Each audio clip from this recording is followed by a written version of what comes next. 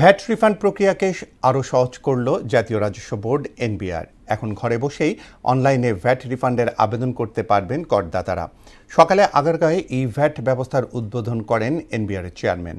আগামী বছর থেকে অনলাইনে ভ্যাট প্রদান বাধ্যতামূলক করার ঘোষণাও দেন তিনি। মনিরুল ইসলামের প্রতিবেদন।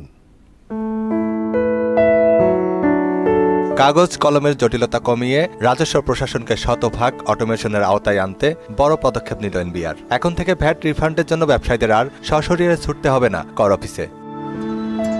এনবিআর ভবনে ই ভ্যাট ব্যবস্থার মাধ্যমে অনলাইনে রিফান্ড প্রক্রিয়ার উদ্বোধন করেন চেয়ারম্যান আব্দুর রহমান খান।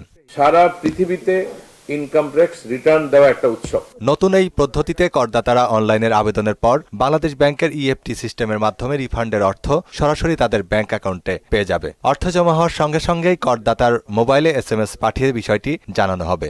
এতে মধ্যস্বত্বভোগীদের দৌরাত্ম্য কমবে বলে আশা এনবিআরের। আমি যদি ঘরে বসে যদি সব কাজ করতে পারি তাহলে আমি কেন অফিসে দৌড়াবো। আমরা খুব দ্রুত এনবিআরে যতগুলো কাজ আমরা করি প্রত্যেকটা কাজকে ডিজিটাইজ করতে হবে, যাতে করে এই রেকর্ডগুলো আমরা ক্যাপচার করতে পারি, এভিডেন্সগুলো আমরা দেখতে পারি, অ্যানালাইসিস করতে পারি এবং সঠিকভাবে সিদ্ধান্তগুলো নিতে পারি। এনবিআর চেয়ারম্যান বলেন, কর ব্যবস্থা পুরোপুরি ডিজিটাল করতে আগামী বছর থেকে ভ্যাট প্রদান বাধ্যতামূলক করা হবে। এই রিটার্ন সিস্টেম যারা তৈরি করেছে সিনেসিস, তারা কিন্তু এটাকে এক্সাম্পল হিসাবে দেখিয়ে পৃথিবীর অন্যান্য জায়গায় কাজ শুরু করেছে। যদি আমরা এগুলোকে প্রমোট করতে পারি যে আমাদের নিজেদের লোকেরা কাজ করবে, অনেক অনেক সুবিধা।